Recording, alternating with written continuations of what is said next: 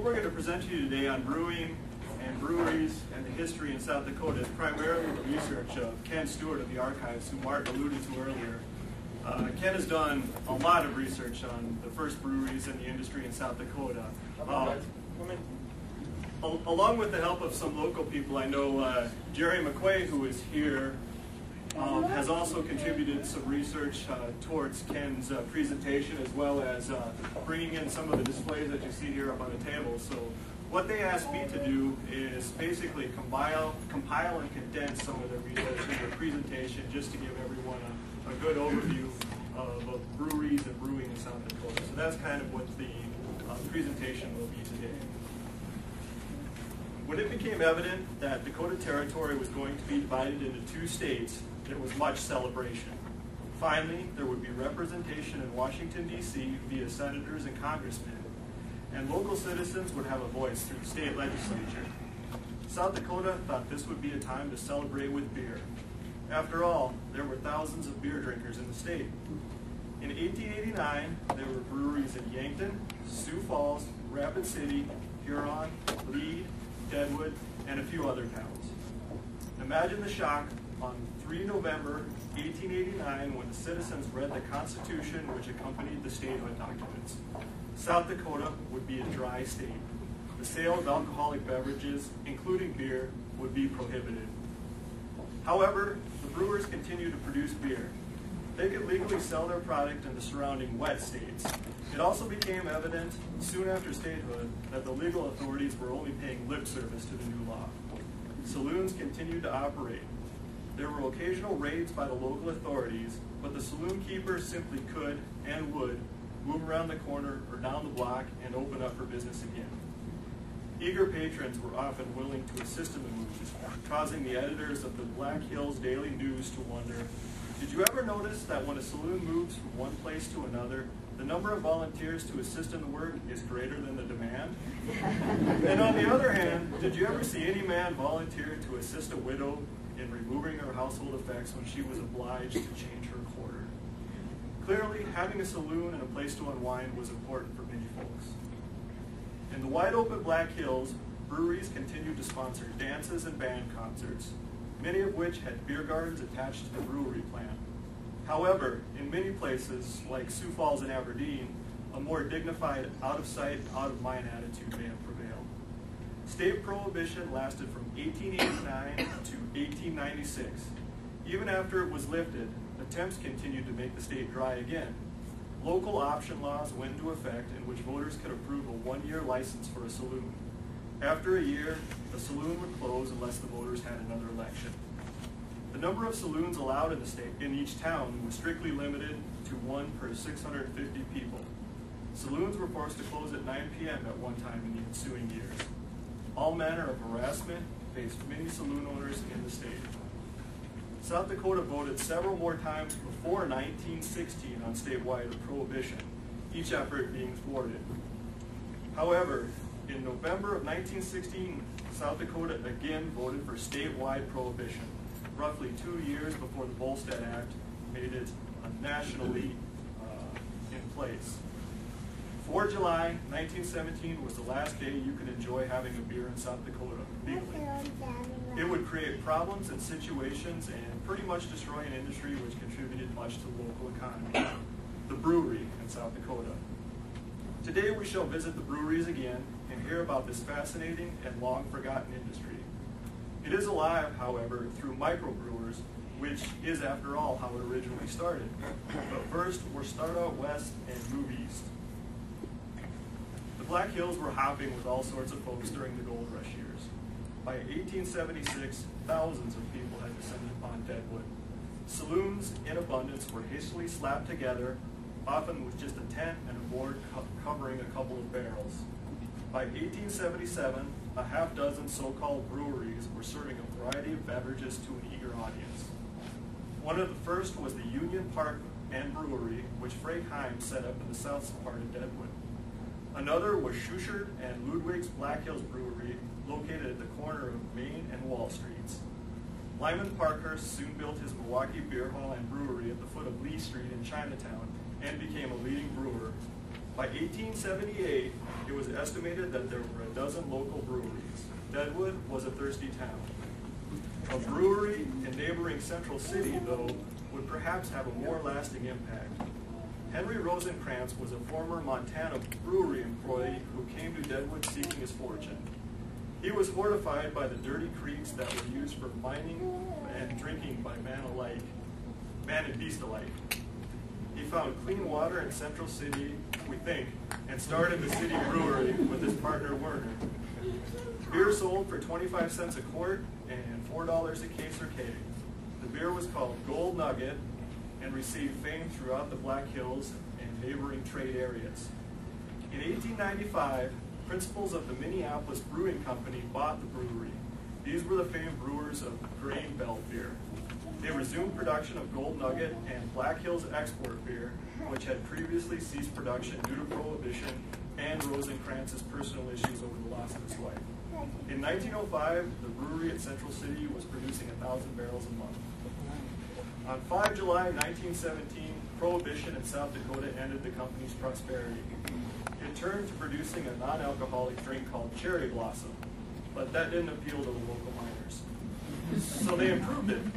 Cherry Blossom soon began to more closely taste like beer as the alcohol content was increased. It soon became very popular. But the times had changed and the authorities shut it down. They ordered the dumping of all existing stock. The manager put the word out that drinks were on the house, and after giving away as much as they could, they were forced to dump the rest of the Cherry Blossom into the creek. To this day, people still talk about the time the creek had a head on it. Brewing was also occurring in early Pierre. While there has been some knowledge of our state's brewing history from the beginning, the Meyer Brewery of Pierre was a total unknown in our history. Until a picture of the brewery was discovered in 2009, no one had ever mentioned a brewery in any Pierre local published history. Local historians were amazed when it was discovered that Pierre had a brewery that early. Historian Ken Stewart discovered the rather obscure photo. This discovery set off a chain of events. Local token and photo collector Jerry McQuay began to research the brewery and came up with the following account. Yankton pioneer brewer Charles Rostucher, who happened to be Henry Meyer's father-in-law, built and financed the brewery. Henry Myers was a German immigrant who came to Yankton in about 1870. He was a carpenter by trade, and one of his jobs was building Rostucher's brewery in Yankton. This somehow led to romance, and Henry married Rostucher's daughter Anna in 1873, a tried and true business model. Henry arrived in Pierre in 1880 when the town was just beginning to take shape. He homesteaded the land that would become his brewery. In November of 1880, Rostucher announced in the Yankton Press in Dakota that he would be building a brewery in East Pierre, as the city of Pierre was then known. The brewery would be 1 mile north of town, near the intersection of the current Capitol Avenue and Lakeside Lane. This is the Whiskey Gulch area, now known as Nelltown, above the railroad bridge. It is thought that Henry must have dug a well or used water from the Chicago and Northwestern Railroad well, which would have been nearby by the present-day Ramcota. He would have needed a quantity of water, though, so he may have simply used the muddy Missouri water with equal success. In 1885, Henry spent $10,000 on improvements to the brewery. However, the brewery apparently did not last long after this date. On 27 March 1887, Henry died. The Pierre Journal reported that he had been ailing for some days and had sank rapidly in the last few. The brewery was not in operation at his death. The brewery building was reported to have burned to the ground in 1888, so it's no wonder no one was really aware of its existence. Also in 1888, the citizens of Pierre voted dry. The oldest brewery in South Dakota and perhaps Dakota Territory was Henry Meyer's father-in-law's Charles Rostucher's Brewing Company, established in Yankton in 1866. Rostucher was a former butcher who came to Yankton in 1859 to open a meat market. His first brewery was built out of cottonwood logs and was located near the corner of Walnut and 2nd Street in Yankton. Rostucher was described as being somewhat prickly in nature, though he somehow managed to marry 3 times and produce many children. One of his daughters, as we just heard, would marry Henry Meyer, who opened that first brewery in Pierre. In 1878, the Rostucher and Meyer Brewing Company, also called the City Brewery, was doing a brisk business in Yankton.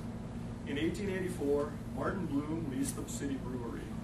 Rostucher may have retired or become more involved with the Meyer Brewery in Pierre. He died in Yankton in 1887, leaving a large family and a large debt. The brewery may have operated only sporadically during the first state prohibition. In 1898, Lewis Moritz of Michigan City, Indiana, purchased it. With 35 years' experience in the brewing industry, Moritz was posed for success, but he died soon after he bought it in 1901. His sons sold the recently updated operation to Fred Schwenk and Martin Barth of Cleveland, Ohio. The Schwenk-Barth Brewery got up to speed quickly producing beer.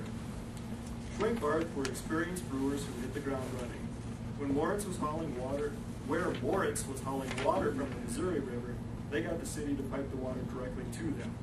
They soon adopted a brand named Rosebud Beer after the homesteading taking place on the former Rosebud Indian Reservation in East River. The product was popular statewide, even in the Black Hills, the home of Gold Nugget beer. Schwenk-Barth apparently also owned saloons. They even had a brass band to play area parades and concerts. Their brewery eventually covered a city block and a half. Schwenk eventually owned 90% of the stock, with Barth departing at some time unknown. The brewery was worth $500,000 in 1917, but then Prohibition began. Schwenk-Barth began producing soft drinks and a variety of near beers. The non-alcoholic Rose Leaf was the drink they promoted as an alternative. It was not successful, and by 1919, Schwenk-Barth was out of business. It was converted to a creamery that apparently did not last long either. The old brewery sat vacant with its machinery in place for many years.